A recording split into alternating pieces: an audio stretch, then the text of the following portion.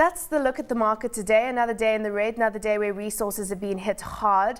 Any standouts for you on the market today? An indication of where investors are putting their money if they are buying into equities? Yeah, I think as you said in the preamble earlier, that a lot of those commodity stocks are taking a real pounding because, as your previous guest was saying, when you get in this so-called risk-off situation, commodities bear the brunt of it, unfortunately. So we're seeing an awful lot of this, coupled with the fact that we've had quite a few indications that that earnings from the likes of Anglo aren't going to be as good as people may have thought even a few weeks ago.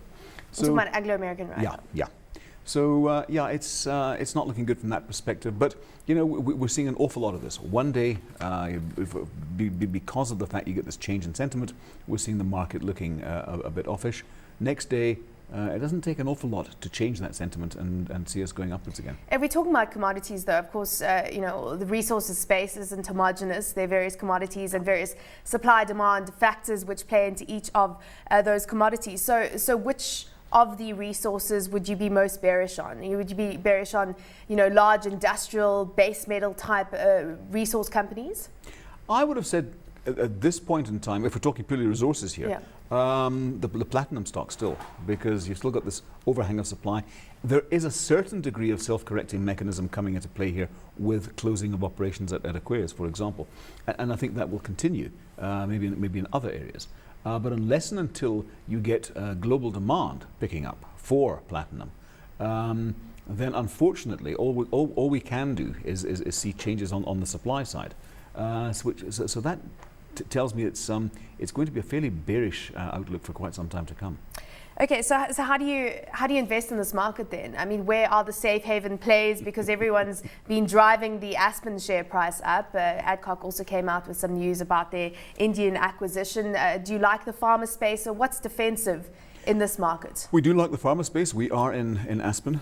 We have been for quite some time. We like it a lot. And I think that's right. I mean, I think you're going to see a lot more of this going in for the supposed safe havens. If you went back 6 months or a year ago, I guess you would have said that retailers were in very much a safe haven space. I suspect a lot more investors now are saying, well, you know, they're getting rather expensive. But having said that, you know, they still keep on producing the goods.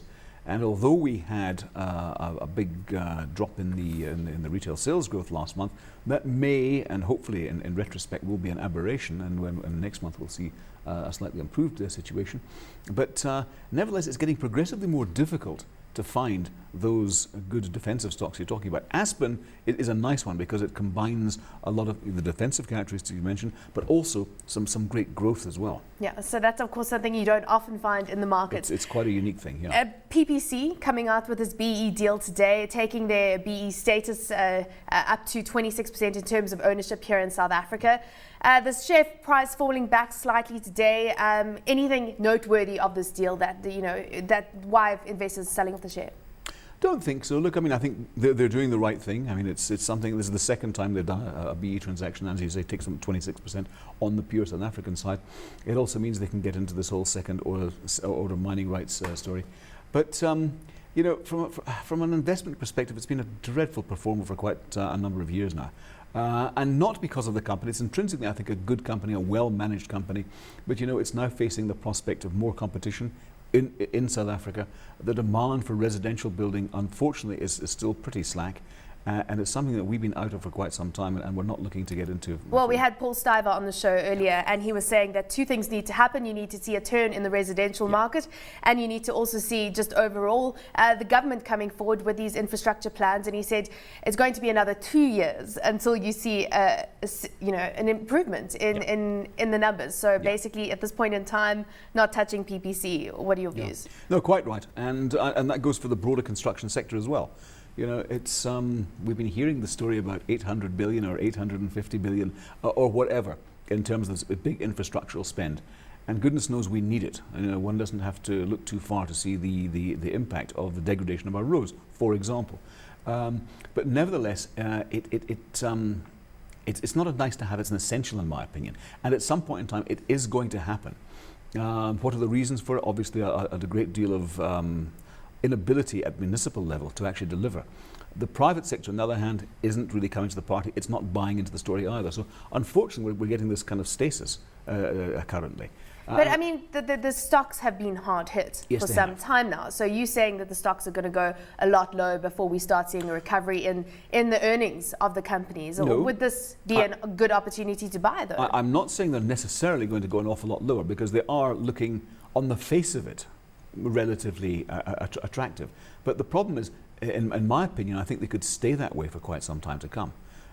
So what seems to be good value at this point in time may remain good value for 2, 3, 4 years. So it depends what that investment horizon is. Let's take the discussion back to what's taking place globally right now, because China will be in focus tomorrow with that GDP number coming out. And overall, the market will be on edge until the FOMC minutes. How important is China right now in the global scene in terms of driving sentiment? Hugely important, because it's one of the few areas where you've had consistent growth for many, many years. And yes, we do know that the growth rate is coming off, and we've seen certain actions by the Chinese central bank in terms of trying to stimulate the economy there. So it will be instructive to see the kind of GDP growth we're talking about here. The authorities have said that they've scaled back their projections to about 7.5% or thereabouts, and much below that, a political dimension starts coming into play. Obviously, they want to try and keep their economy bubbling along as much as they possibly can, because there are certain political implications that could follow if they don't have reasonable economic growth. So yes, all eyes going to be on that tomorrow. And of course, in the meantime, we've got markets slipping back for now. We've got the rand slipping back against the dollar. What was R8.36, R8.35 right now? How does this play into the local market? Does it have any effect? Because I was talking to a currency trader, they're saying that the next level, 8.48 on the rand, if we continue to see risk-off trade. Yeah. In a so-called normal situation, if you have a weak rand, then you get your rand hedge stocks. And I'm not just talking about the likes of the mining stocks here. The likes of a Richmond, for example, would naturally look an awful lot better with a weaker rand. But there's so much nervousness around, and people are just, these are horrible markets that we're currently experiencing. And you see it with when companies come out with good results. They put good results out and they get whacked down.